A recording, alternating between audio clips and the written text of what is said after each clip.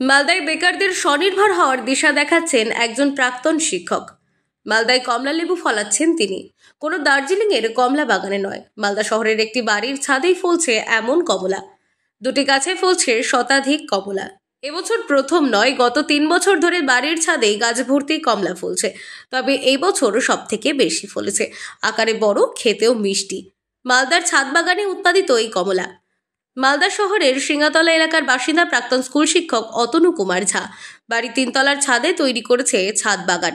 সেখানেই শখের গত 4 বছর আগে দুটি কমলা লেবুর চারা লাগিয়েছিলেন তিনি। মালদার মাটিতে আদৌ কমলা লেবুর গাছ হয় কিনা পরীক্ষামূলকভাবে তিনি গাছ লাগিয়েছিলেন, কিন্তু চারা লাগানোর 1 বছর পর থেকেই ফল হতে শুরু করেছে। দুটি গাছে 3 বছর ধরে কমলা ধরছে।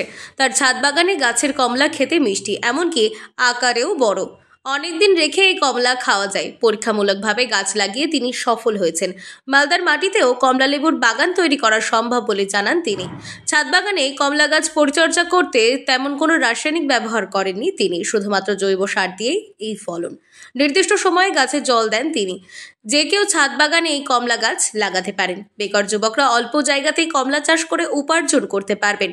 ছাদ বাগানেও কমলার ফলন যে ব্যাপক হতে পারে তার দৃষ্টান্ত তৈরি করেছেন প্রাক্তন শিক্ষক। কমলা লেবুর গাছের পাশাপাশি বর্তমানে কটিমন প্রজাতির আম দেখতে পাওয়া যায় তার ছাদে। এছাড়াও রয়েছে কাঁঠাল, কামরাঙা, পেয়ারা, লেবু, জামরুল, আপেল সহ বিভিন্ন প্রজাতির গাছ। এই সমস্ত জৈব সার ব্যবহার করেছি। গাছ লাগানো আমার শখ। আমি বাগানও করেছি, মালটা বাগান আছে আমার, আম বাগান তো ছিলই। এখন উন্নত মানের গৌরমতি আমেরও চাষ আমি করছি। এটা ছাদে আমার শখের জন্য লাগিয়েছি এবং আমি চেষ্টা করছিলাম যে এই ভ্যারাইটিটা লাগিয়ে এখানে হয় কিনা সফল। আমি সফল। এই ভ্যারাইটি মালদার এই ক্লাইমেটেই হওয়া সম্ভব।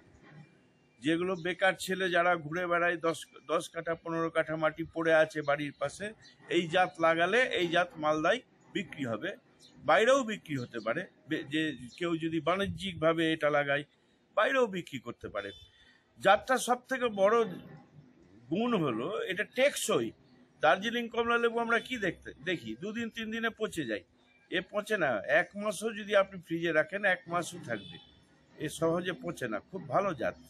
মানুষ যদি ইচ্ছে করে এই জাতটা চাষ করতে পারে। মালদার ক্লাইমেটে এটা সম্ভব। খেতে কেমন? খেতে টক মিষ্টি, এত টক না যে খাওয়া যায় না। সাইজও খুব ভালো। এখন তো খেয়ে দেখলেন, আপনারাও খেয়ে দেখলেন, এটা খাওয়া যায়, ফেলে দেওয়ার মতো না। টক মিষ্টি আছে, একদম টক না, মিষ্টত্বও আছে, টকও আছে। বাণিজ্যিক ক্ষেত্রে সাফল্য পাওয়া যেতে পারে, 100% পাওয়া যেতে পারে। সহজে পচে না, এটা একটা বড় গুণ এই কমলাটার। এবং সাইজও খুব ভালো, চামড়াও। কটা গাছ আছে আপনার? আমার 2টো গাছ আছে। এটা আমি জাস্ট ছাদে শখে লাগিয়েছি, কিন্তু কেউ যদি চাষ করতে চায় এটার বাগান করতে পারে। কতটার মতো ফলন হয়েছে 2টো গাছ মিলিয়ে? এই 2টো গাছ থেকে মোটামুটি 100 ফলন ছিল, এখন 100 মতো আছে, কিছু ঝরে গেছে। মালদা থেকে দেবুসিনার রিপোর্ট, আনন্দ বার্তা।